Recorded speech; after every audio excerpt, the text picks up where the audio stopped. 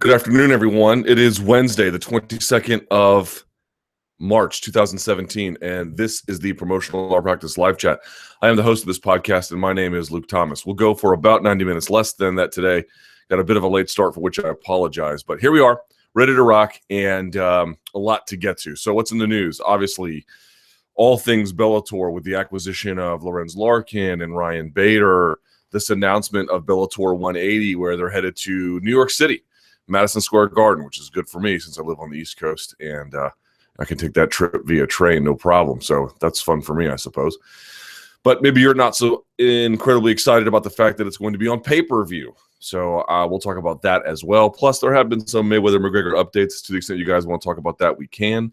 Weight cutting is a big issue. Later today on my radio show, I'm going to have a nice long sit-down with Andy Foster of the California State Athletic Commission to see what he really wants to do and why he's doing it. That should be a lot of fun. So a lot to get to. Best place to ask those questions is on the post where this video is embedded, and I will get to them as quickly and as oftenly as I can.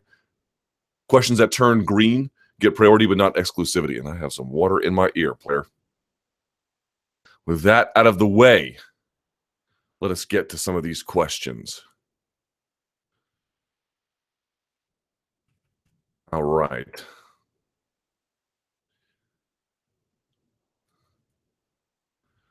Okay, first one's kind of interesting. Hey, Luke, did you see the new Dave Chappelle special? I have not. I've not seen the new Dave Chappelle special. If so, what did you think? Who are some of your favorite comedians? Well, this is not quite the MMA start that I had expected, but it turned green, and it's the first one, so I suppose that's that. Let me make sure everything is going correctly and smoothly for your boy, which it is. Lord knows we have enough tech problems on this to make me want to commit seppuku several times over, but none today so far anyway. All right, let me push this tab over. Well, I'll answer this one very quickly since this is supposed to be an MMA podcast, but long story short, I've not seen it yet, although I'm really dying to. I am a Netflix subscriber, so that should be fun once I get around to watching it. My wife loves him too. The interesting thing about Dave Chappelle and why I really miss him is because we sort of live in this age, although some of this is slightly going away, but we live in this age now where people say racial humor isn't funny. Now, certainly racist humor isn't funny, and what distinguishes racial humor and racist humor can sometimes be a bit of a thin line. But I always liked Dave Chappelle because he fully embraced racial humor. You guys remember the bit he had with John Mayer where they would play different kinds of music and get like Latinos and then whites and then black people to start dancing in like various different occasions? I thought that was genius. I thought that was totally genius, or not dancing, depending on what it was. And I sort of missed the fact that or the racial draft. You guys remember that? I thought the racial draft was like genius, and including Bill Burr and the other comedian doing this bit, to celebrate. So what are the trades? And there's just not a lot of comedians who are willing to do that. Partly because it's hard to do, partly because it can be, it's a perilous path if you're not good at it. But he was good at it. He did it effortlessly, it seemed like. And I don't know what's in this particular stand-up routine, but I do miss that very much from modern comedians. It's a lot of like political anger stuff with which is fine, but there's like no willingness to tackle any kind of racial issues beyond the obvious. Aren't white guys just the devil? It's like, okay, all right. I mean, thank you for this deeply original contribution to humor. So that being said, favorite comedians, Doug Stanhope, Bill Hicks, Bill Burr. Ooh, who else do I listen to? I was never a big Mitch Hedberg guy. A lot of people liked him. That wasn't quite my style. He's gone a little too like angry for me, but the old Nick DiPaolo I thought was really good. Who's good as well that I used to watch all the time? I really like Chris Rock, obviously. Anyone else that really sort of stands out to me? Who's the insult comic who does all like the roasts on Comedy Central? I forget his name. He's really good. Sometimes Lisa Lampanelli can be good. A lot of times she's not. But when she's on, she's on. Patrice O'Neal was the god Patrice O'Neal was my favorite by a country mile, but he's deceased. So is Bill Hicks, I suppose. But Patrice O'Neal was that was my guy right there. He was apex predator comedy for me. Yeah, stuff like that.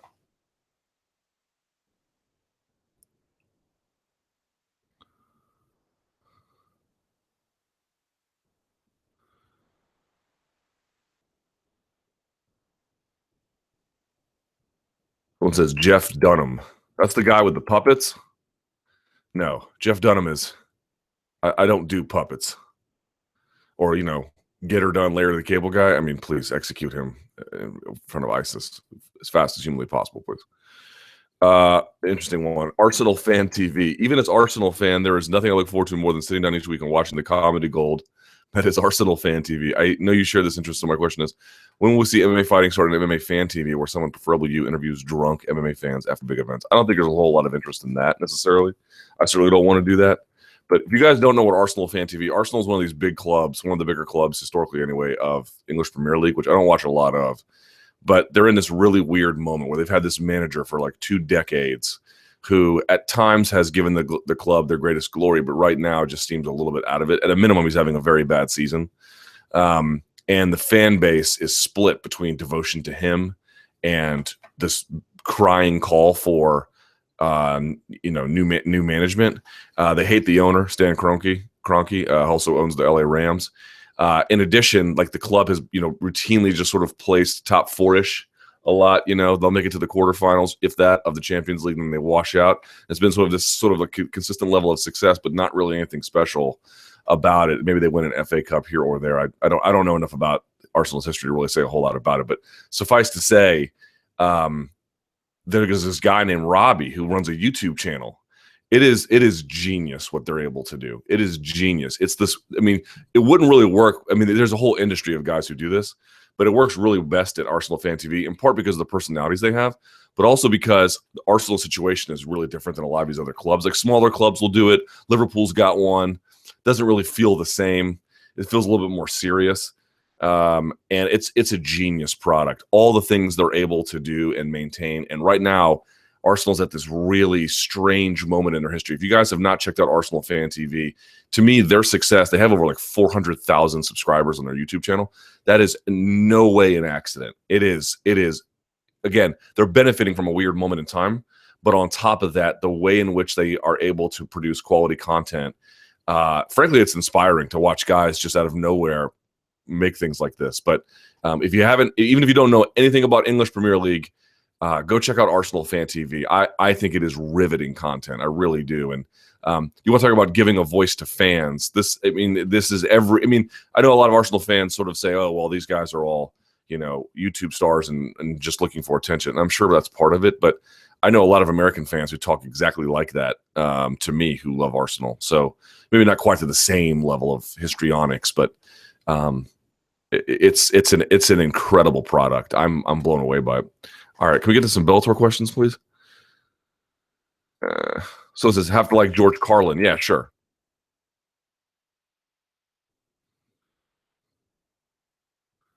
Donkey owns the Denver Nuggets, or his kid does. We loathe him in Denver. I'm glad Europeans do too. He sucks. Yeah. I don't know a whole lot about that part of it, but in any case. Bellator pay-per-view. All right. 100K buy rate back in 2014 with Rampage and King Mo as headline for Rampage's inaugural pay-per-view. Should we expect similar numbers for Son and Silva? What is realistic? Man, this is a great question. I do think they're probably good for 100,000. With Fedor on it, yes, I know that we're in a situation where you were just about to get it for free. Now you're going to pay for it. But it says the co-main event. That card itself was not that strong. As you saw when that went away, everything after that there were some respectable things about it, but not nearly to the same extent. So this is in the co-main event role.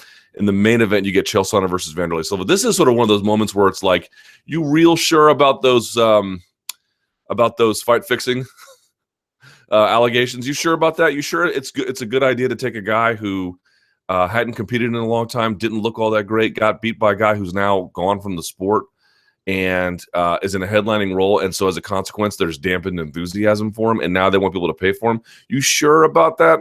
I don't think that makes a lot of sense to me. Of course, wouldn't that in and of itself doesn't disprove it, but it certainly creates a weird incentive structure by which to undertake fight fixing. It just doesn't add up. It doesn't make any kind of sense. So that's sort of one thing to consider here, because I've been asking fans, like, where are you on this? Because for me, it's really hard to tell. I mean, I'm going to be there covering it. To me, as a media guy, I'll just admit it is kind of interesting to see Bellator at Madison Square Garden for all the things it can do well, for all the things it might not do well. I'm just sort of curious to see what it looks like and what kind of show they can put together. So I'm a little bit tuned out from what the fan experience might be. So, I was asking on Twitter, which I know in and of itself is not necessarily all that accurate of a measurement of anything necessarily, but there was, at a minimum, I would call it mixed reviews. A lot of it negative. Of course, Sonnen has a pretty big profile. Sonnen has, I think, a fan following. I do think that Vanderlei and Sonnen will do enough things to attract some attention ultimately, in the interest of generating pay-per-view buys. How many is certainly up for debate. I do think, again, I mentioned that they get the 100K before, but to be sure, there's a lot of dampened enthusiasm about this for Vanderlei. They haven't seen him in forever. Chael's been gone for as long as I mentioned before, and he looked terrible in his fight with Tito. It just is not it's a weird moment to launch a pay-per-view. And the other part about this is, like, I'm very curious about the timing of this pay-per-view. I really want to talk to the people at Viacom if I can, if they'll speak to me about it. I don't know that they will. I'm going to try, because the timing of this one just feels a little bizarre. I don't quite get it. You've got you had Kimbo Slice all that time, and he produced record ratings for you, and you didn't use him for pay-per-view. Now you have people who ultimately draw less than what Kimbo even could do, and you're not putting that on, and you are putting that on pay-per-view. I'm a little bit confused about it, about why it's happening now. And certainly they've announced the rebranding of Spike to take place not this year but the following as Paramount, which I think is probably a fine idea, especially if they're going to be reinvesting in the kinds of things that have been successful for other networks and for themselves too, in terms of content production. And it's a weird one, man. Scott Coker has been there for a very long time, saying very quite clearly, like, he never said anything to me that ever indicated that he would abandon the idea ever of doing pay-per-view. He's always been like, look, you couldn't rule it out, but our focus is television. Okay, fair enough. Not long into his tenure, here we are. It'll be 3 years in June. Actually, that June show will be like the 3-year anniversary. You'll recall I did an interview with him in 2015 in St. Louis for, I think, the Kimbo Ken Shamrock fight, and so this will be 2 years past that point, and 3 years in, they're going to go for a pay-per-view. I'm a little bit surprised. Even when he was Strikeforce, he was avowedly like, we build MMA for television audiences. That's what we do. Okay, fair enough. So what are you doing now? I'm not even sure how well. I mean, this would do really well on TV, but this is a serious question. Like, would it match Kimbo Dada if it was on TV as it stands right now? I don't know. Now, look, they might add some serious wild cards to it. I asked on Twitter if folks might want to see Gina Carano. A lot of folks said no. I don't believe that at all. I think if they put her on this show, and there may be no way to do this, I'm simply imagining a scenario, but if they did, I suspect a lot of people would watch. Same with Herschel Walker, too. Especially if they could find a way to make that an interesting opponent. This is a case where, I understand CM Punk wanted to, see the bright lights of the UFC in the octagon, but careful what you wish for, because I think we can all look around now and say, one, he's in a bit of a spot where UFC doesn't really know how to use him, understandably, and two, he still wants to compete. And I think, as I mentioned before, if you've got a guy under contract, you should use him. He would be perfect for a show like this, because they could match him up appropriately, and there wouldn't really be any question about what the Bellator product is. It would just be a product that does that kind of thing, in addition to having world-class talent. Now, maybe that's something that UFC wants to approximate over time, in which case, okay, we'll have to rethink what we understand about the known world, I suppose. But I think if they pull a rabbit out of their hat, they might be able to do something with it. But anytime a television company, and Viacom is more than that, certainly they own movie studios and a variety of other entertainment properties. It wouldn't be correct to think of them strictly as a television company, but in large part, that is a big portion of what they do. Certainly, Spike TV is a television network. Whenever a television network moves into the pay-per-view space, I always find that a curious thing. I always really do, because look, Fox Sports is a television company, but UFC is not. They license their content out to it while maintaining strong pay-per-view presence, and now to some extent a digital one, and to varying degrees of success, of course. But whenever a television partner wants to move into pay-per-view, you have to ask yourself some questions. And I'm not one of these guys who is like, oh, the TV bundle is going away. The TV bundle is incredibly powerful. It is significantly more powerful than the taxi cab bundle that is being undone by Uber. It is significantly more powerful than the hotel bundle, which is being undone by Airbnb. It is significantly more powerful than the newspaper bundle, which is essentially content and advertising packaged together, that's being undone by the likes of Facebook and Google. It is way more powerful than that, which is why any kind of steady creep on a decline in viewership happens very slowly over time, because it appeals to so many different things. And the way in which everyone makes money, it's one of the most dynamic bundles we've ever seen in the history of commerce. That is not an exaggeration, with the way affiliate fees work and how the bundling together, everyone sort of pays for content, even if they don't use it. There's almost nothing like it. But the ways in which it appeals to things, people might want it for the news, and they might want it for the fantasy escapism and to learn things, and for sports. And that sports one is really holding on quite nicely. The other ones are slowly coming apart at the seams, but they're just being repackaged into other bundles.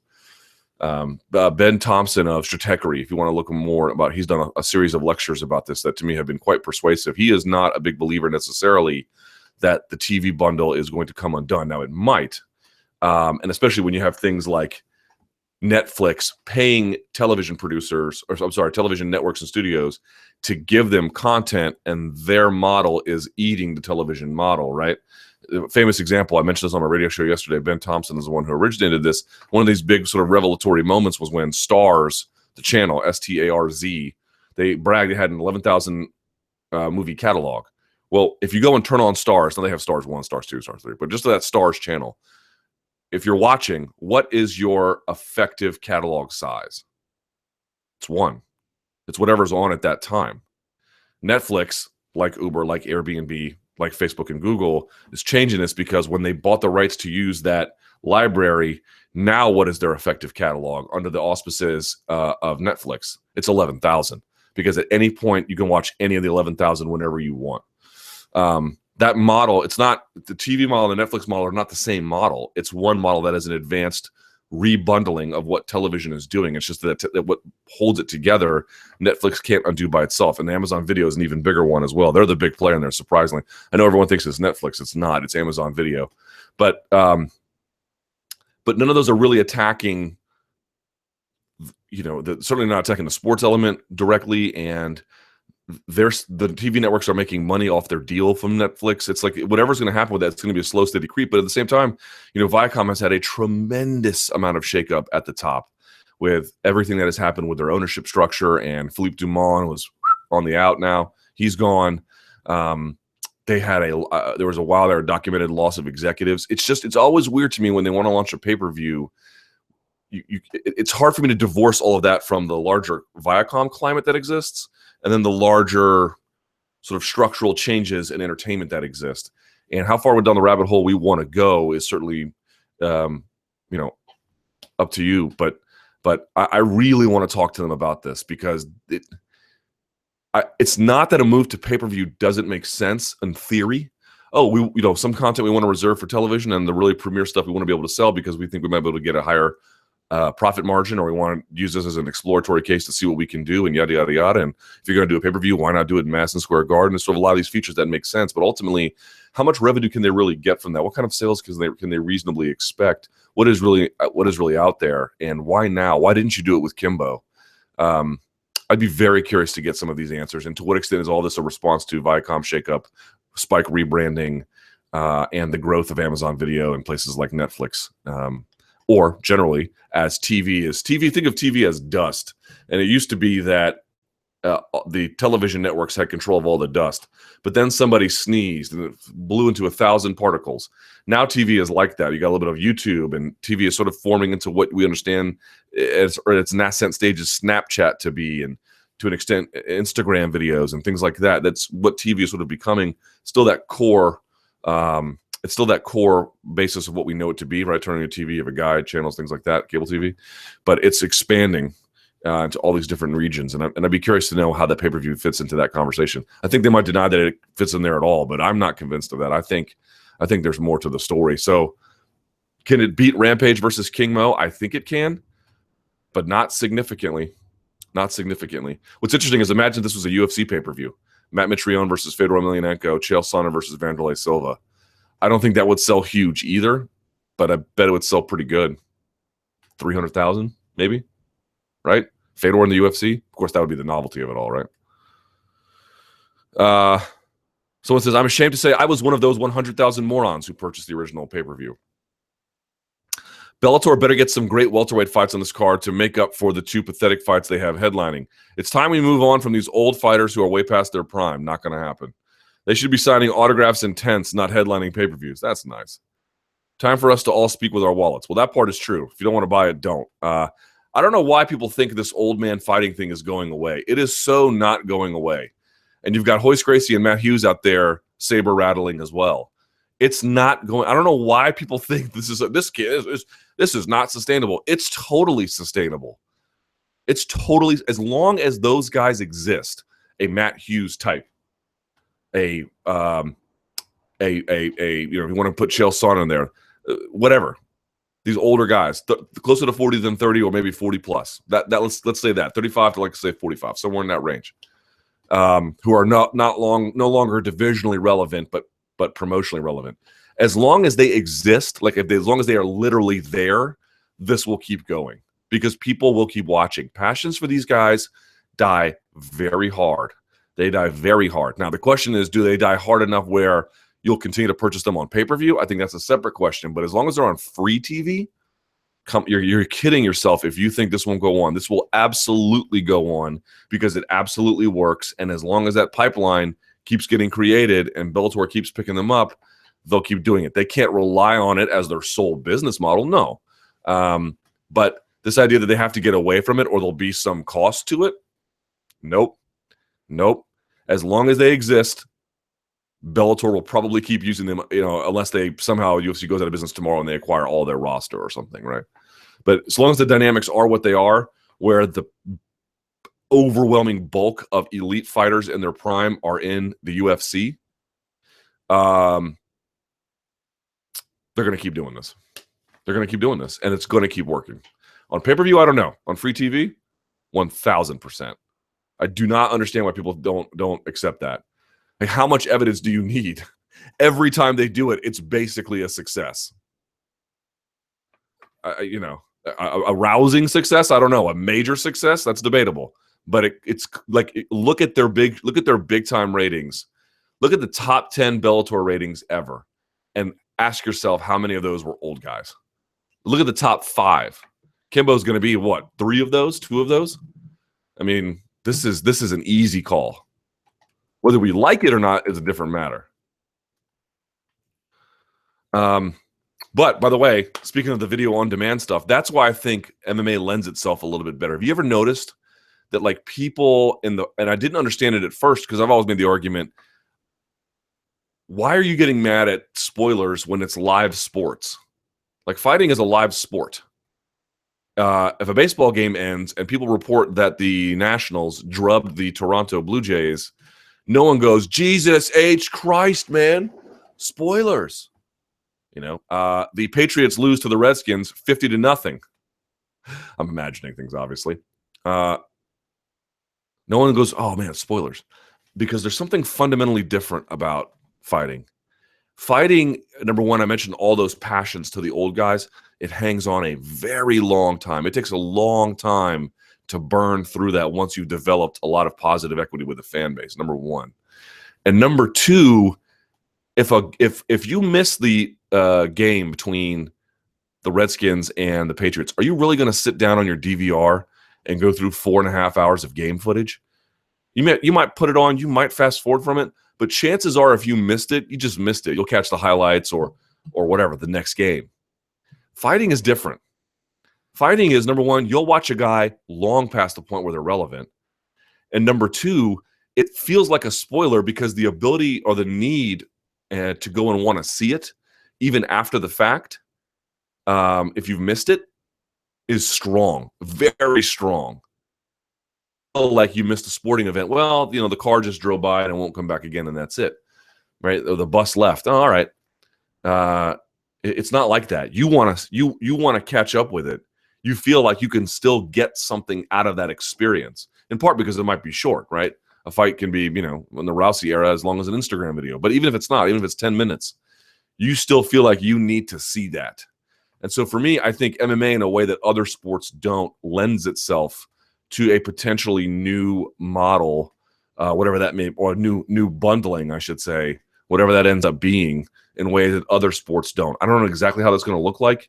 And Fight Pass is just going to be one distributor of this kind of content. There's going to be other ones eventually. Or maybe Fight Pass gives their entire library to Netflix or whatever the case. I don't know how this is all going to work. And I don't know what the numbers are on Fight Pass for guys going back and looking in time. But at least in that narrow window where 48 hours after a fight, that's why they keep those fights up on pay-per-view for your cable company, because people will go back and still buy them after the fact. They won't do that for other events. They just won't. And fighting is interesting in that way. Mighty Mouse versus Wilson Hayes. It seems as though most people are asking when Mighty Mouse will break Anderson Silva's record rather than if he does. I've also seen very little coverage so far of his scheduled fight with Wilson Hayes. After a plus 600 underdog to Tim Elliott gave Mighty Mouse serious problems, I realized how difficult such a feat is. But what problems do you see Hayes giving Johnson, and what are the chances that he causes an upset? Well, look, on the ground, also remember, Tim Elliott was really big. And we've seen that Mighty Mouse struggles with size. Yes, I know it was a long time ago, but his lost attempt to Dominic Cruz is one, although Dominic Cruz is obviously a very talented fighter. But more than that, the Brad Pickett loss.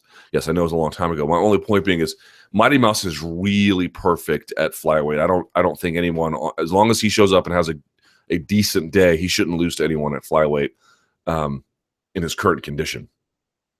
Now, as he gets older or something, obviously this changes, but you get the idea. But for me, Wilson Hayes is not a huge flyweight. I mean, he's a big, strong guy, don't get me wrong, but he's not a monster flyweight. So that kind of changes the equation. Now, look, on the ground, who is better? Wilson Hayes is better. Wilson Hayes has great wrestling, and once they hit the mat, Wilson Hayes is by far the better jiu-jitsu player, like not even a contest. But that's under conditions where someone is forced to grapple with you, right? In a jiu-jitsu match, you have to beat the other guy with your own jiu-jitsu. In those conditions, Wilson is significantly better. In one where I suspect Mighty Mouse will do everything to avoid it, that becomes much more difficult, both in the takedown itself and initiating scrambles, getting up off the bottom, that kind of thing. So, could Wilson Hayes present problems for him? Sure. There are clear moments and clear opportunities for him where there is a skill differential in Wilson Hayes' favor, no doubt about it. It's just he has to get the fight there and keep the fight there and do a lot with it. And that just feels like over the course of 25 minutes when arguably Mighty Mouse has talent differentials in his favor in every other dimension. That's a hard thing to do. So look, I'm never one of these guys who counts out, contenders facing champions. I've said it and I still believe it. I think the hardest thing to do in MMA is just sit there and accept one contender after the next and just hope you're having a good day and hope they're having a bad day. On paper, yes, Mighty Mouse doesn't lose to anyone in that weight class at this current moment, but MMA is funny and weird things happen, and this is an example of a thing that could go bad for him depending on how things shake out. So I understand your tempered enthusiasm for Mighty Mouse, just this idea that he'll just run over everyone. He might, but I can see why you'd be a little skeptical.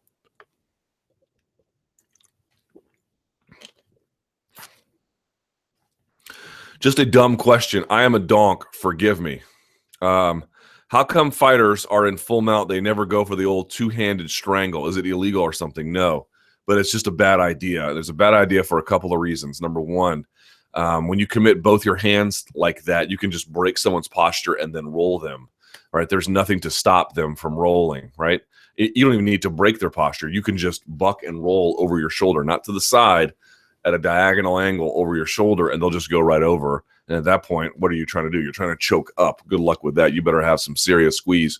Second of all, it would just be more or less an air choke. You could blood choke that way, I suppose, but it would be very, very hard, especially if someone's punching you in the face or bucking and rolling you. It's just not a very precise choke. When you have control and slithered arm through for a choke, everything is encompassing around that throat at once, or at least the parts that matter anyway. So it's just a real amateur move. Most people know nothing about fighting. Chances are, if you've never trained or you've never fought, and I've never, there's been some street altercations, but certainly never gotten in the cage. There's a lot I'll never know. There's certainly an overwhelming amount I don't know now. But you don't really appreciate that until you've gone and trained a little bit. I am telling you now, people think stuff like that, and I'm not bagging on this guy because I think a lot of people feel that way. People think just reaching out and just two-handed strangling a guy is a thing. It's not a thing against anybody who knows even a little bit of defensive maneuvering. You have to have an amazing squeeze for that to work. Even if someone tries it standing, you can take their wrist and there's one of the earliest wrestling tricks I ever learned. Someone tries to strangle you by the throat. One of my favorites is to take it, two hands on the wrist, come over with the elbow, and then you duck under, and then you can be behind them, and then from there they're yours. You can waist grab. You can almost it looks like a rock bottom almost, picking up a drop if you're that strong. But it's easy to escape. It doesn't work very well. If it's like, and I hate to say this, but I mean, if there's an enormous strength differential and size differential, where it's like a man versus a woman or something, maybe that works. But if anyone is even remotely the same size as you, it will fail quickly.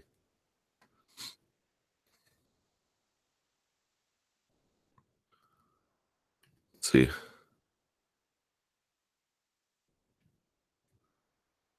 Conor beats Floyd. Hey, Luke, do you agree with the idea that if Conor McGregor somehow beats Floyd Mayweather, that accusations of a fixed fight will fly because that is a more realistic outcome? I think no matter what, people are going to.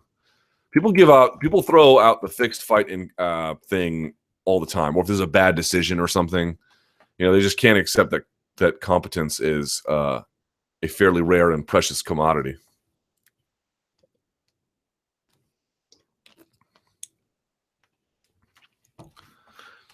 The rise of ACB. ACB has been a darling child among the MMA hardcores for a while now. But with some of the recent signings, they are starting to gain a little bit more mainstream attention. Not really. Do you see write-ups in the New York Times about them? They're getting more hardcore fan attention, but they haven't gotten, there's not, when you say mainstream, who's writing them up? LA Times? ESPN? I haven't seen that. From their talent distribution, which is YouTube, and commentary team, there's a lot to like. That part is true. I like ACB, but it's not true they're breaking through to the mainstream, at least not in the United States. I don't know what it's like in other parts of the world, but not here.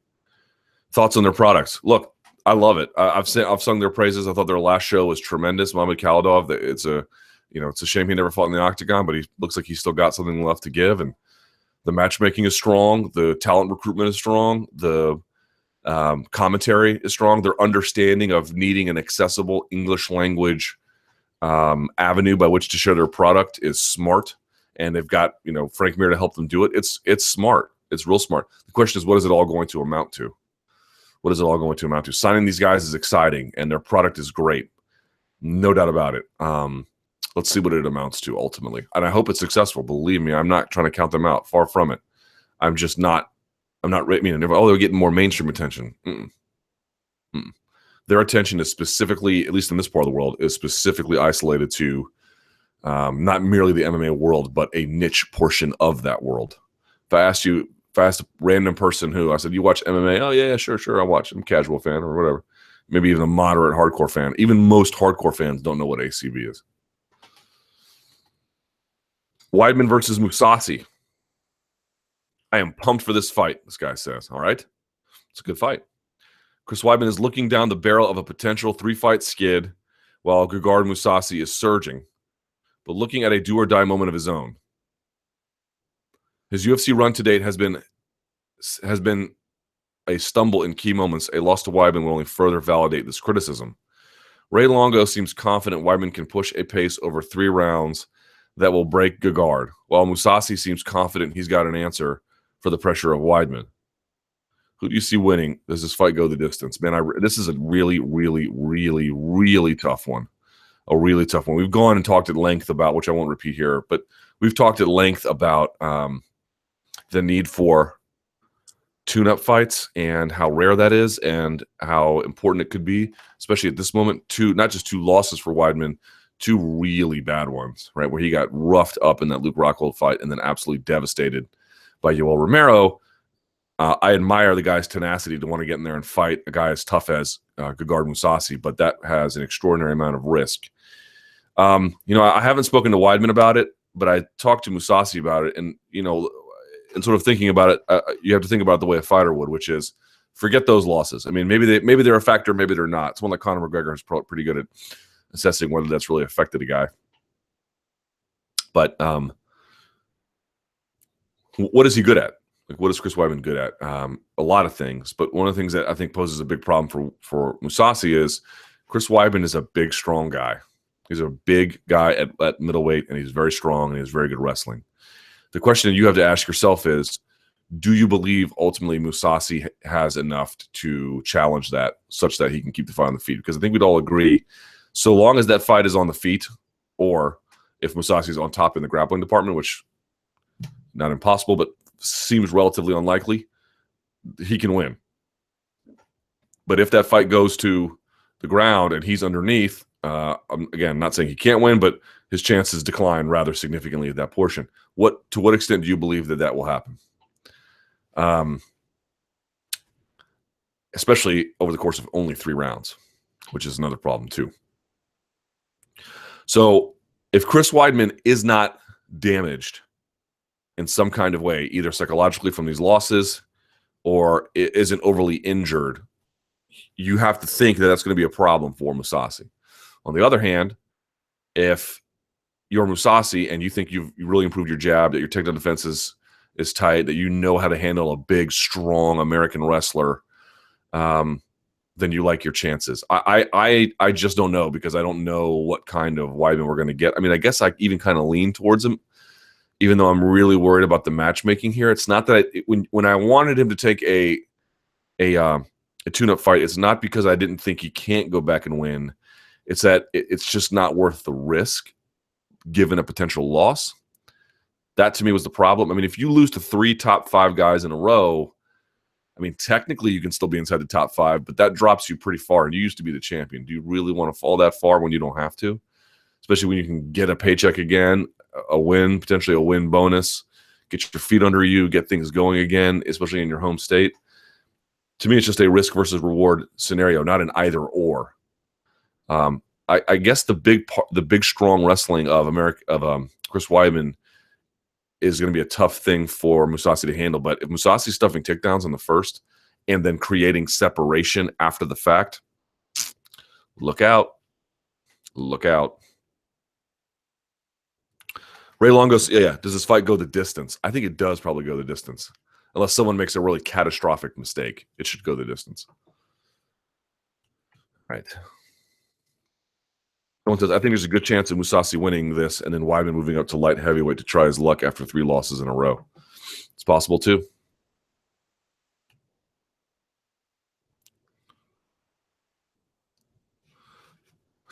This is a weird question. Young cats versus old heads. It's almost like a separate language. What's up, Luke? Why do these young cats want to fight all these old heads? What does it really do for a young cat like Kelvin Gastelum if he beats a 2017 Anderson Silva? A lot, which is why he wants to do it. Someone says, I'm not so sure why so many are making a big fuss about Gastelum calling out more senior big-name fighters. He's doing a very smart thing.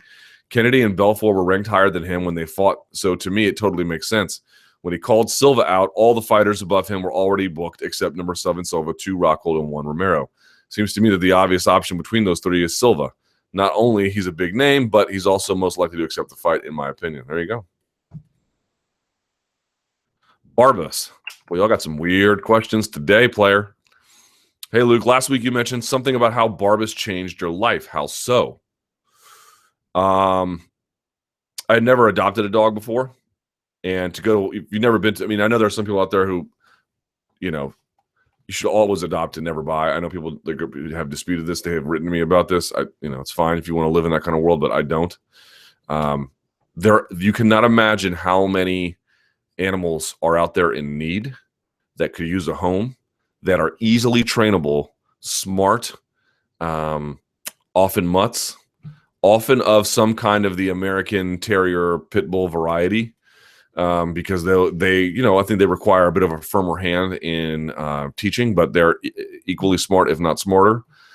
These are great dogs. These are really, really great dogs as guard dogs, as companions, as whatever a dog can often be useful for. And it's not even about what utility they provide, although I suppose it's a big component of it. But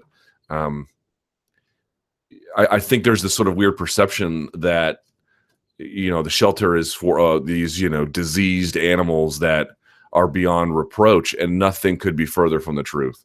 These are loving, super sweet animals that can be a really productive, healthy part of your household if you just give them a chance. I'm sure, like anything, you're going to get a dog from the shelter and it might not be that great, but largely I think any kind of failure to that extent is going to be the responsibility of the owner for being a poor trainer. And I'm sure there are examples where that's not the case. No system is perfect, of course, but I just can't tell you how rewarding and enriching it has been to know that one of these dogs from a shelter could give back to your life in such a healthy and happy way.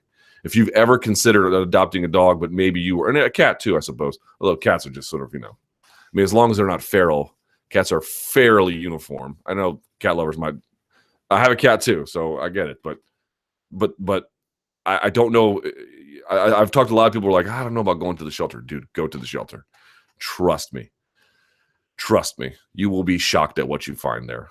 It is not the outlet mall of dogs, not even close. I will never buy a dog, never in a million years.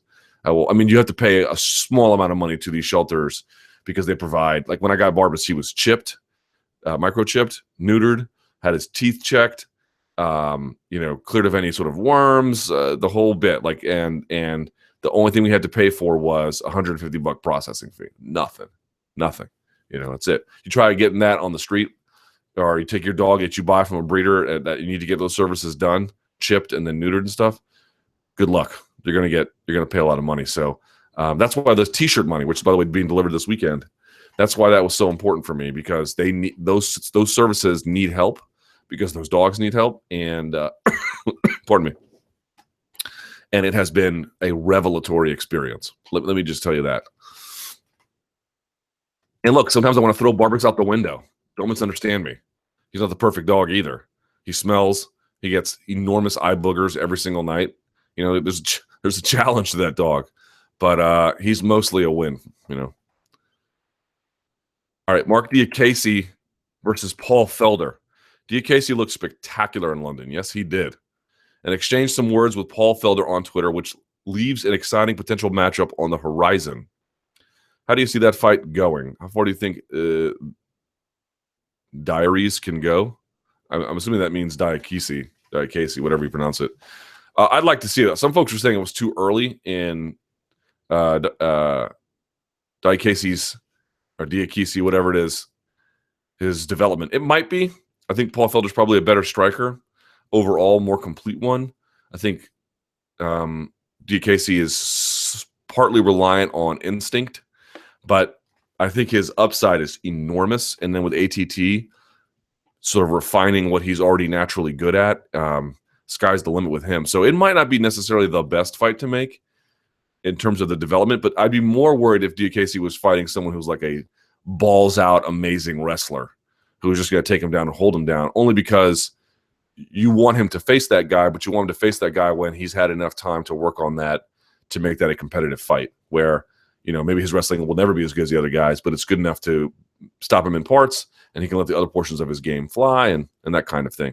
This one, striker versus striker, is probably a fun fight. If he gets knocked out, that's not good, but I don't worry too much about him in that regard. To me, this would be more of like a luxury fight than anything else. There's a question that is 75,000 words long, which I cannot have time to get to. Gary Tonin versus Shinya Aoki grappling match. What do you think of this matchup and how do you see it playing out? Gary is a significantly more advanced grappler than Shinya Aoki. That should be relatively one-sided.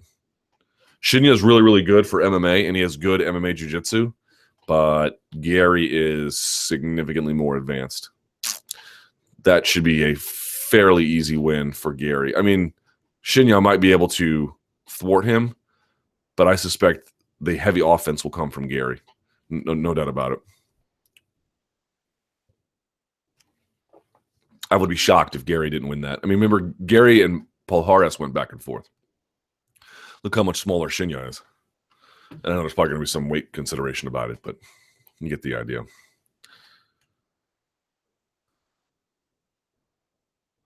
UFC Fight Pass. This is a really interesting question. Luke, I've been a Fight Pass subscriber for more than 2 years now, and I'm quite dissatisfied with the programming being offered, specifically live UFC content. Dana White had promised an increase in the number of live events that would be broadcast via Fight Pass, but that has failed to materialize. Is there anything in the works to broadcast live UFC events anytime soon? Am I alone in my dissatisfaction? And there are a couple of comments here after the fact. They say, "You are not alone, my friend. I think the point is that they are reducing their number of cards overall, but they probably have an obligation to Fox FS1 to air X amount of cards per year. The bigger ones will be pay-per-view, of course, so there's not much left for Fight Pass, and it's a shame." Someone says Eric Winter quit. He was the most competent executive they have. Another person says, Jesus, there's a lot of this. I totally agree. I had it for a couple of months and watched a bunch of old fights. That's its best use. After that, I don't think the live content is worth the cost, considering most things such as press conferences are on YouTube anyway. So another good point. Fight Pass, not worth it. It seems like a waste of money. The new owners don't seem focused on it in the near term. Few exclusive cards, not a lot of compelling original content, and key staff departures. I'm not sure why you folks are still subscribing, aside from the hardcore fans of EBI and Invicta. If you want change, vote with your dollars. That is also true. Here's another one. Jesus. Y'all are angry about Fight Pass. Not alone. Used to love it. Now I'm thinking of canceling. Here's another one. It was worth every penny at the time for the Nick Diaz hearing, but it really doesn't seem to be a priority under the new regime. That's interesting. Another one person says, they had an entire card air on Fight Pass just 2 days ago. Not 2 days ago, but just days ago. What I would like to see is an option for Fight Pass subscribers to get a discount on pay-per-views. Other than that, they have some great stuff on there. Glory Kickboxing and EBI are fun events. Right now, it has become the hardcore fans' delight. If as a standalone service, now imagine if Fight Pass was added to like Amazon Video, where you could get, if you paid $15 a month, you can only get all of Amazon, but you could get all of that plopped in together, right? You would be like, that is worth my money. But right now, it's not really that. Right now, it's just, hey, are you interested in kickboxing? Not a lot of American fans are. You know, are you interested in the guys at the very low end of the totem pole on these cards, with the exception of maybe one fight they might put down there on purpose? Some are, but not many. Are you interested in jiu-jitsu that's stylized like MMA in a way? Some are, not many. So they haven't really. I mean, I think I was talking to someone. Certainly, I don't watch WWE. I'd rather contract some kind of untreatable communicable disease than watch professional wrestling. But the producer of my radio show is a big watcher, and he was telling me that now what WWE does is they don't even advertise. Like, they advertise pay-per-view. Oh, Royal Rumble or something like that. That they don't even tell people to go to like DirecTV and buy it anymore. They just tell them to go to the. I mean, you can still buy it on DirecTV, but they don't advertise it. They just tell folks to go to their service. It seems to me like if you're going to make Fight Pass work, just giving people the fringes of what's out there is going to have a very limited appeal. Ultimately, what people want is they want that service to be central to the content that they're making, right? The important stuff needs to go there, and it does, but after the fact and with a lag time. And I think that's what people really object to, and I understand that. Now, for me, I like the Fight Pass experience. I don't watch a lot of the content. I'm told that there is more original content coming.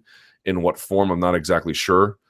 A lot of it, the content is nostalgic in nature, or really only appeals to the audience that's already basically there, like the hardest of the hardcore fans, the people who are all in on the UFC experience, that kind of thing. But what they haven't done is reached out and gotten people. Remember, we always think of the hardcore fan base as concentric circles. There's the tightest circle, then there's the next one, and the next one, and the next one, and the next one. They've really only got the very, very center of that bullseye. They haven't expanded too far out because that content is promised for pay-per-view or television audiences. And until that paradigm fundamentally shifts, until they say, here's how our content's going to work. Our main cards will air on Fox or Fox Sports 1. Big cards will air on pay-per-view, our big main cards. Everything else will air on Fight Pass. That would be a fundamental shift. Or if they said something like, starting in 2018, we're going to have 40 cards a year. 10 will be on pay-per-view. The other 20 will be on Fight Pass. 10 will be on network TV. Something like that, right? Unless that dynamic fundamentally changes, I don't know how Fight Pass can substantively grow. They can chip away at their audience, but what they have to do is it has to be the focal point of what they do. WWE Network has, I think, finally, my understanding is there was some hiccups early, but now it's basically a success. Certainly I hear positive reviews from consumers because they went all in on it. It is central to that experience. You don't need it necessarily. I guess you can go and buy all these other things, but that subscription-based network, it's not like when you have a subscriber network of anything, Netflix, for example, not everything needs to be a hit on there. You just need enough subscribers to pay for what does work, really. And you can take risks with things inside there. But they don't have enough of a subscriber base to be able to do that. So because the subscriber base numbers are low, they have to be, or low relative to what they could be. Imagine if all the pay-per-views were on there like they are for WWE. Imagine how big the subscriber network might be. So when I say low, I mean low relative to that. Because that's low, the budgeting is going to be low, the priority is going to be low. They're still, I know the guys who are behind it, and they are, believe me when I tell you, they are trying to capture your attention. I know you may not feel that way, but I can tell you that they are. But until it holds a more significant place in the content ecosystem of Zuffa, it is what it is, right? What happened to the Double M AAA? Boy, they are gone like a fart in the breeze, are they not? Kind of incredible. They came out with a bang, and then they went silent. What's the word? Don't know, because I don't get my emails returned. And what happens with the whole Fighters Union issue? Have things changed under the new UFC regime? I don't think so. You know what? I'm not going to answer this question because between now and the next chat, I'm going to find out what the hell's going on. I'm going to try and get some kind of an answer. And I will report back to you because I don't have a very good sense of what's happening there either. And it does not look awesome. Okay.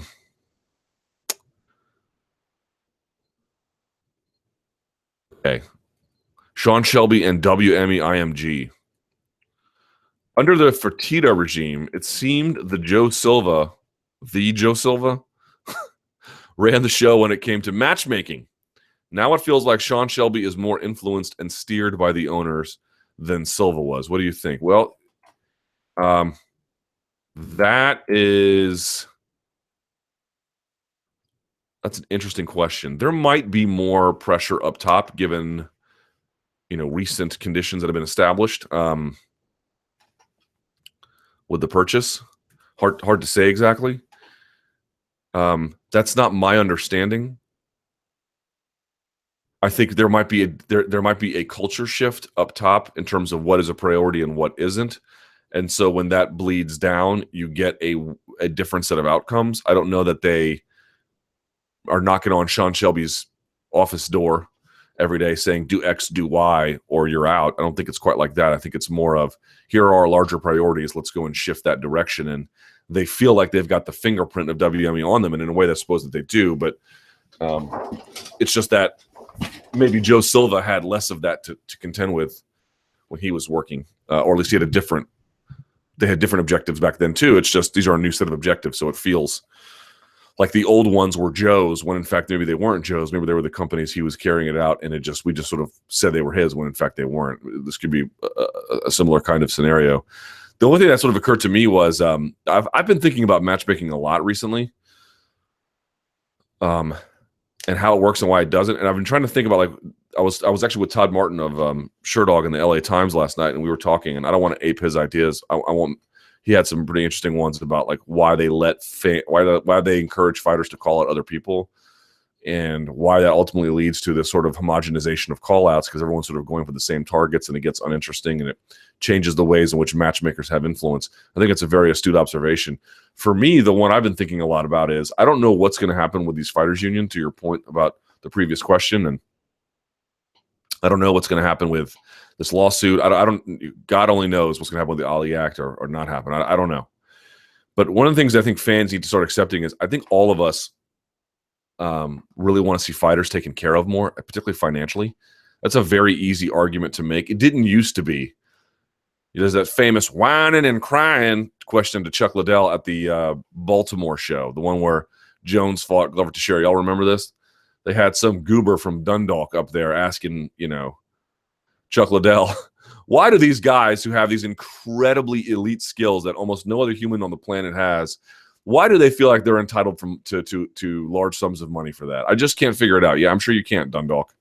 But in any event, I'm all for that. I think you're probably for that as well. By the way, if you know anything about Dundalk, Maryland, look it up.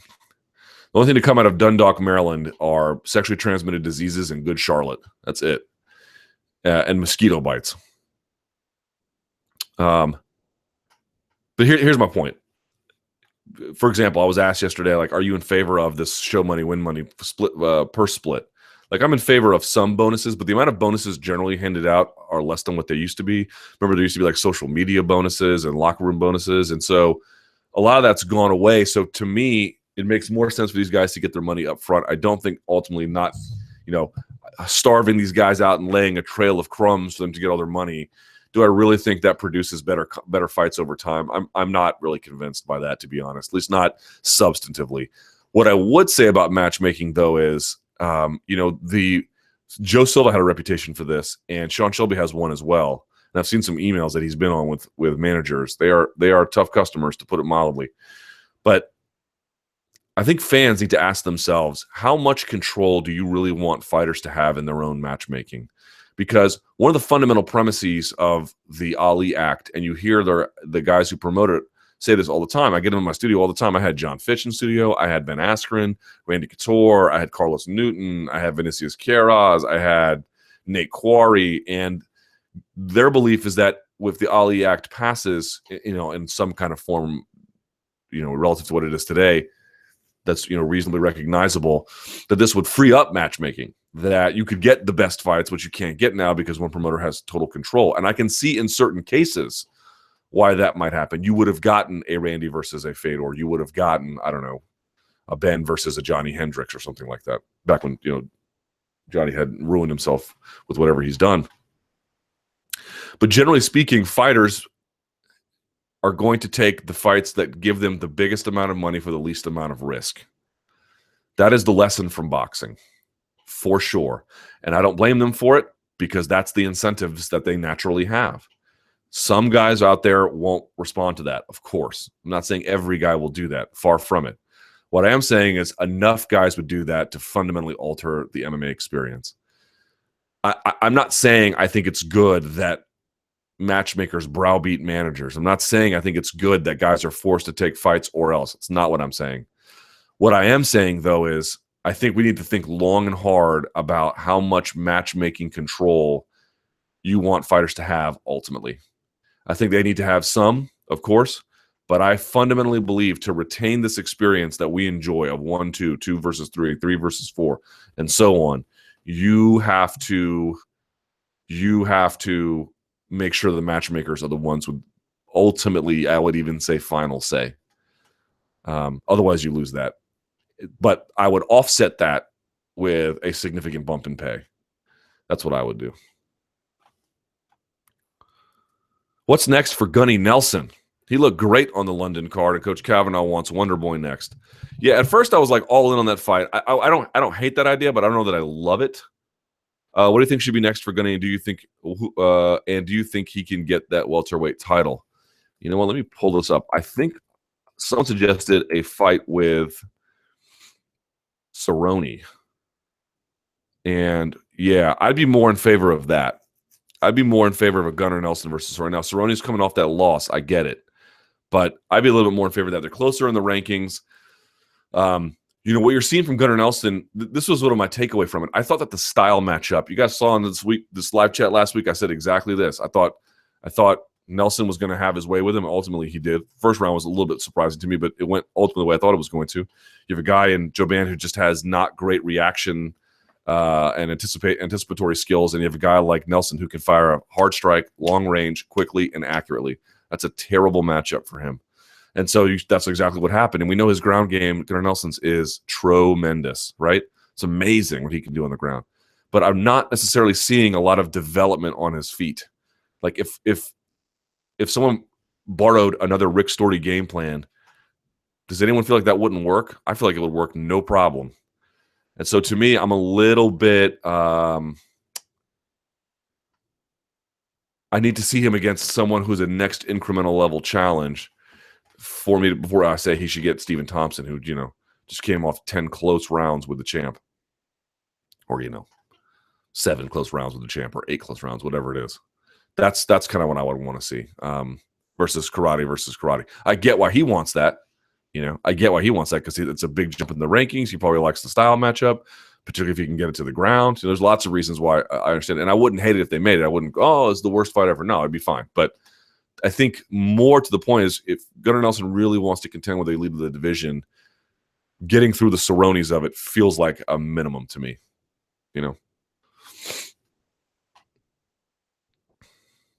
Luke, what do you think is in Robin Black's future? He did a Big Brown breakdown. That's a mouthful. Podcast episode, which of course is an extension of Schaub's Fighter and the Kid podcast. That was really passionate and inspiring. I feel like he's on the cusp of becoming one of the greatest analysts. Where do you think his personality would fit in best in the MMA world? Well, I reached out to him. He was let go from the Fight Network. I don't know what's going on in the Fight Network. TV is a fickle place, man, because the money I don't know what he was making, but typically the money in TV is extraordinarily good. But it's just a capricious business. And you just never know when the hammer's going to fall, and it's hard to maintain. And, you see, this is why to me it's like, who's the most successful guy in TV? I don't know the answer to that, but to me, I don't think of someone like, who did the biggest ratings necessarily. To me, I think of someone like Alex Trebek, a guy who's been on TV for decades. Think about that. You were on TV for decades with no signs of slowing down. Yeah, he attached himself to a franchise, and the franchise will probably continue without him. But boy, that's a sweet ass gig, isn't it? Man. They just don't come better than that. In many ways, TV is like MMA, where like your ability to stay in it, be it as a promoter, as a journalist, as a fighter, as a apparel brand, your ability to just stay inside of it is a success story. So I know that he has a YouTube channel and that he's trying to pump that up. Someone linked it here in the comments so you can see it here. I think that's a good fit for him. Obviously not. I'm not saying I don't want him to go back and get another TV job or something. I hope he does, of course. But, he's got a dynamic personality and he's got a lot of ideas and he's a very creative guy. And letting him fly on YouTube, it might be a little bit of a tough sledding at first, but I suspect he can get going pretty quickly. Hard to monetize in the short run, but, I love the YouTube stuff. I'm still trying to figure out what I'm going to do with it. In October, I only had 4,000 subscribers. And today I have 20,000, and I want to get that to 100,000 as fast as possible. Now that's going to take a while, but I love YouTube. I love how, look I'm on YouTube now, right? I just love how creative it is. I love how interactive it is. I love the space and the freedom it gives for things that are live, for ingenuity, for interaction. Like YouTube is awesome. To me, it's been a game changer for me in the way I've thought about my career and what's next. So I don't think that having his own YouTube channel, he could blow that up and that could be all he does. I suspect he'll get some complimentary gigs between now and whenever that happens. But to me, a guy like that who's bursting with ideas and creativity and enthusiasm, an outlet like YouTube is really, really strong for him. And I think it's like the fact that like as soon as he was let go, he went right to YouTube, to me is not an accident. I know a lot of people do that, but he's a much more natural fit for it. And, A lot of these companies don't know what to do with guys like him or other people. And on YouTube, you got to build your own audience. You have to accrue things around you, but you don't have to answer for anyone. And I think it's best if he doesn't, because he can do just fine on his own. Fighting interview content. What do you guys pay for? What? Is there a situation where an MMA star is paid a little bit of money to give an interview or appear on the MMA Hour? Or how does MMA fighting deal with that kind of stuff? Well, I have no idea. I mean, MMA Hour is Ariel's thing, but I've never heard of us paying for an interview ever. I mean, I've done a lot of interviews for MMA fighting. I've never paid for a penny for one of them. That can change a little bit, and I've never done this in radio either. In radio, sometimes people get it if you have them in studio a long time. I've heard of that, but I mean, I could be wrong, but I've never heard of us doing anything like that. We just ask them if they want to be on, yes or no, you know? Is it just that the stars provide content and you guys give the stars a platform, or is there money involved also? No, there is. I mean, again, if there is, I am totally unaware of that. And in my experience, that has never, ever, ever been the case. Not once. Someone says they don't even pay Luke to come on the MMA beat. They just have a trap bar, some whey protein, and a weightlifting belt sitting in studio, and Luke's senses kick in, and he's drawn out there out of duty. I don't lift trap bar deadlifts. I do only the real thing. By the way, I was unable to lift for almost 2 months because of my back, and I went back this week, and I cannot tell you how much better I feel. If you donks out there are not lifting weights or doing something like that with your life, you have no idea how you feel about yourself. I am telling you. And I had someone reach out to me and was like, yoga is better than weightlifting only if you pee sitting down. Only. I'm going to make a shirt that says deadlifts greater than yoga. That's going to be like the next shirt for this podcast. Not everyone needs to deadlift. You should at some point in your life lift weights. Every guy, and frankly, even every girl, should know their way around a weight room. You don't have to go 5 days a week, nothing like that. But at some point in your life, for a portion of your life, you should lift weights. You should see how it makes you feel. You should see how it changes things about you, not merely your physical appearance to some extent, depending on, of course, your diet and your lifting schedule and everything else like that. But lifting weights, I feel like, is such a primal, just lifting heavy things in these often compound movements. It feels like you feel like King Kong when it's over, man. I am telling you, it is not me alone who does that.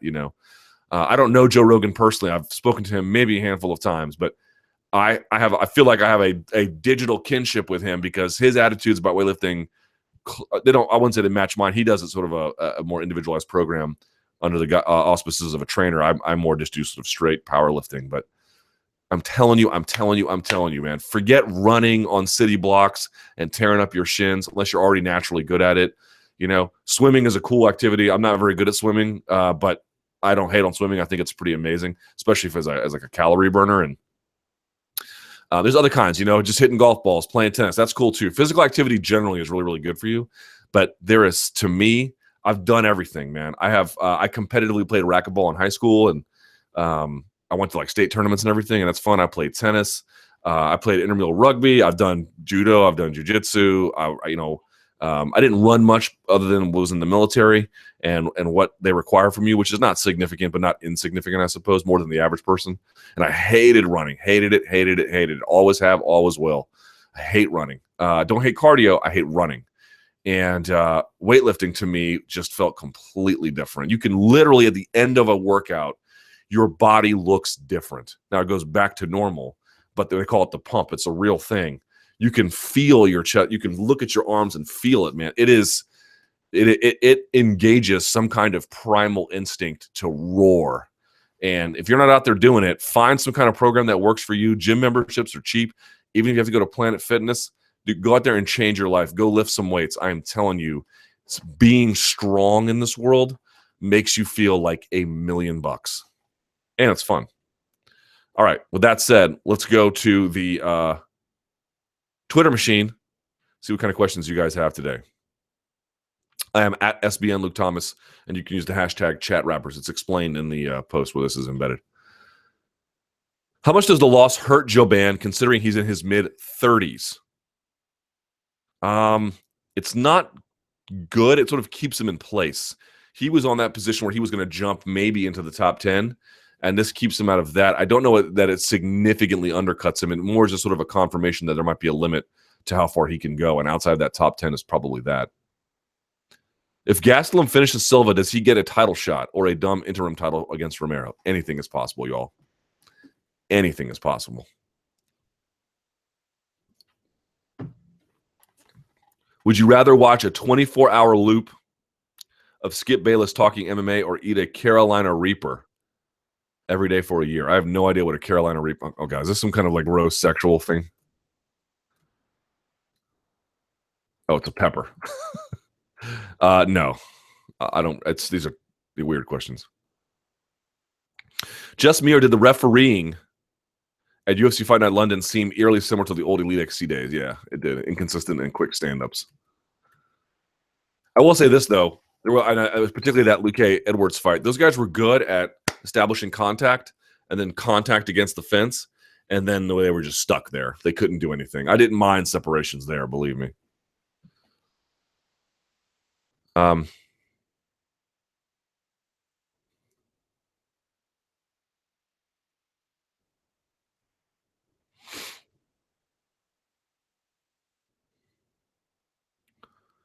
It's a question about the fine Conor McGregor had. I don't really care.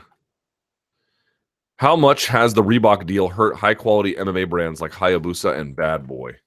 It probably has had a fairly significant effect, but without talking to them, I don't know. Hayabusa, I feel like, has managed to make other kinds of significant inroads into other in their apparel, such that they how am I saying this? They have a big reach into jiu-jitsu. They have a big reach into striking sports as well. Whereas Bad Boy always kind of felt like no one ever really wanted Bad Boy gloves. No one really wanted Bad Boy gi maybe, but it always felt like Bad Boy shorts or shirts. Whereas Hayabusa is known for, like, I think they had a Buchecha gi, and they're known for their gloves are pretty good. Like, they're known as like a quality manufacturer of usable material for those who train in ways that maybe some other apparel brands weren't. But, without seeing their numbers, it's a little hard to know. But it's a question worth looking into.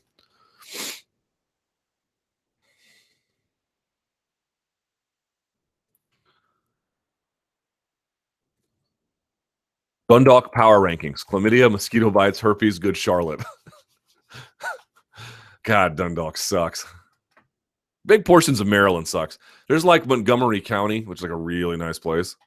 And Baltimore, believe it or not, like Fells Point, there's that and some charm. Y'all, most of Maryland it's like a Dairy Queen parking lot with grass on it. I mean, it is terrible. Why do people ever believe anything Dana or Chael say? Because they are figures of significance, and sometimes what they say is true. So it's hard to know what's not true and what is. But certainly there are some credibility issues there. Who's less funny, Jimmy Kimmel, Seth Meyers, or Jimmy Fallon? Ooh, who's the least funny of the three? Seth Meyers. What did you make of the speculation of Conlan's fight last weekend being fixed? Oh, God. I mean, really, guys? Life is too short to contemplate idiotic things like that. The value in Fight Pass is the library. But, like, we talked about the bundles before. Here is when Fight Pass is going to be of value to you. Think of the UFC and all of their content, right, as a bundle. Why do record labels work? Like, of all the things that have been disrupted, newspapers, the taxi cab industry, the hotel services industry, we mentioned with Airbnb and Uber and everything else, why have the record labels, they take a steep decline and then they leveled off and they're expected to go back up? Why? Because the original bundle that they had has not been affected. The original bundle was the back catalog and then new music. And you might say, well, there's iTunes and there's Spotify, but they don't make a ton of money. Believe it or not, I mean, they generate what's called large sums, but ultimately they're not like making huge profits. Really, it's the record labels that are the ones that are making money, because that original bundle they still control. They've just the distribution has changed a little bit, but not much. just the iTunes and the Spotify's of the world having some control over it. That's why they had a steep decline at first, they're leveled off, and they're expected to go back up. So the UFC bundle, as you think about it, when you have that back catalog plus all the new stuff, including live as it happens for everything, that's when that bundle will become a total requirement for any kind of fan, right? Maybe they put pay-per-views separate or some kind of segmented stuff. But when they make all the old stuff plus all the new stuff and the new stuff live as it happens, when you have that bundle, that's the same or a very similar bundle to what the record companies have right now. All the old stuff plus all the new stuff as it comes out, they retain the rights to it. Distribution is a little bit different, but UFC would then control the distribution as well. That's where the money is going to be made. But right now, it's just old stuff and basically very, very little new stuff. That's the problem. They don't have the right bundle. Let's see. Should there be more than 2 matchmakers in the UFC? Yes. I think partly there's a problem with matchmaking in the UFC, which is why they've asked fighters to call out guys, because they're so burdened with how much work is involved in trying to make sure events have what they have, and they're meeting regional needs and their longitudinal needs and their market needs and their divisional needs and this fighter's needs, that they're asking fighters to help them, which I don't think is the worst thing in the world, but it's not, to me, the ideal way. They need enough manpower help there that they don't need to rely on that. Paul Felder and Mark Diakisi. Yeah, we've seen that one already. Hunt versus Lewis in June. Is UFC getting fighters back too early after being KO'd? Maybe, especially a guy like that. It's a good question. Let's see. He got KO'd what? At 209. So that was early March. So March, April, May. It's like a 90-day thing is met, but is that really enough? Someone says, all right, I can't read this question because they put it in the form of a picture. Jeff Ross is the roast master. Yes, he's amazing. How about Keegan, Michael Key, and Jordan Peele? Yes, Key and Peele are hilarious as well. I like them a lot. Luke, do you think Leslie Smith could win in a grappling match against Dan Bilzerian? Yes. Should there be more than yes? What do you think Conor still needs to do in the UFC to cement his place as one of the best? I don't know. Defending his title might be a nice start, right? Never done that, has he? What divisions in the UFC do you think will have a new champion by the year's end? This question gets asked all the time. Let's see. Light heavyweight.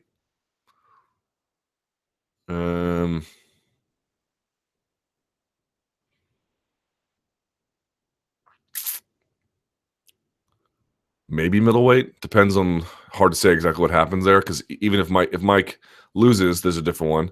Even if Mike wins, he might not fight again. So you could have one either way with that. Welterweight, probably not, but who knows? Lightweight, I mean, is that even going to get defended? Featherweight, ooh, that's the interesting one to me. Bantamweight, you might get a new one too. Flyweight, I don't think so. Women's bantamweight, I don't think so. Women's strawweight, probably not, but that Andrade one we've talked about before is kind of interesting. Why do purists whine about super fights? UFC has been putting out purist cards since 205, and they rarely do well. Hurts fighters. They do it because there's a lot of problems with doing it. Like, just sort of saying, hey, this event is more exciting than another one is not the sum total of measuring whether or not it's important. The damage it does to a division is significant. The damage it does to matchmaking generally is certainly debatable, but it's not merely like, no one is arguing that a big fight that could generate a lot of enthusiasm would not generate enthusiasm. The question is, what are the costs associated with it?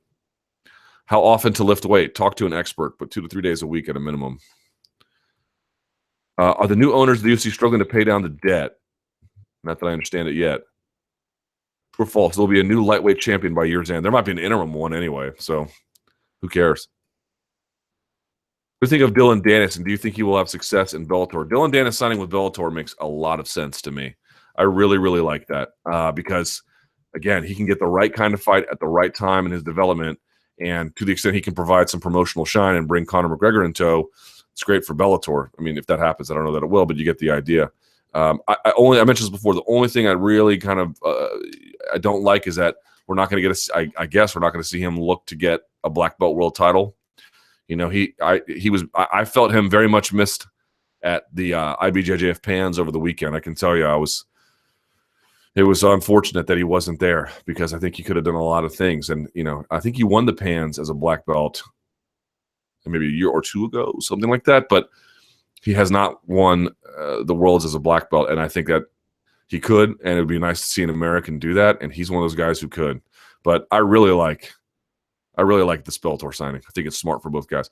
I don't know if he's going to keep up this weird Conor McGregor light shtick that he does, which to me just feels very much forced. But he's a great competitor. He's an amazing jiu-jitsu practitioner and very, very smart of Bellator to sign him right now, and very smart of Dylan to sign with them. Very bright.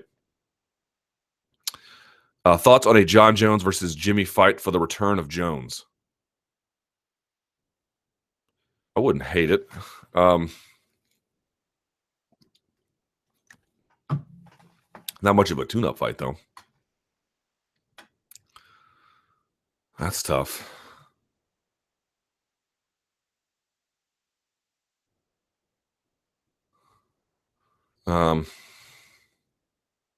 What makes a great fighter? Someone who can attack on different ends or who defends other ends and makes you play his game?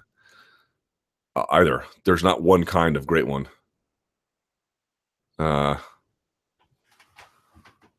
are many. A great fighter is one who has great success, and real and measured and unequivocal success. Whether or not they do it one way or another is simply immaterial. Pacquiao was more of an action fighter. Mayweather's more of a defensive fighter. Now, Mayweather probably has a better record overall for those reasons, but both are great fighters, right? There's all different ways you can be a great fighter. Let's see if there's any more of these we can plow through.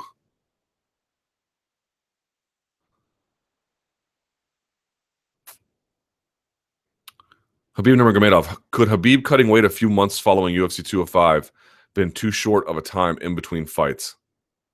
It's a good question. I'm trying to get him on my show to figure that out. Hunt versus Derek Lewis. Who you got? Maybe even Hunt. But Derek Lewis keeps on finding ways to win, doesn't he?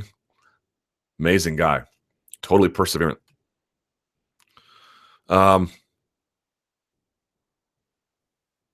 Interesting question. I saw an article on BR and I thought it'd be good to get your perspective. What is the worst stylistic matchup for every current UFC champion? A guy with a similar reach to John Jones who can stuff his takedowns. Obviously can strike a little bit from Miocic. A guy who is roughly his size, but I think with better speed. Right? Who can take him down. For Bisping, Yoel Romero's, I think, a pretty tough matchup for him. I still think Bisping can win that fight, of course, but that's a tough one. At welterweight for Tyron Woodley, ooh, that's an interesting one. I guess in some ways you would think Stephen Wonderboy Thompson would be that. A guy with a long jab who can push Woodley out of range and give Woodley no space to back up. Right, so Woodley always backs up against the fence, but what if when he's at that point you're touching him and he still can't touch you? That's a real bad spot for him, like similar to what Roy McDonald was able to do. Against McGregor, a guy with balls out takedowns like Habib, but someone who's a little less hittable maybe.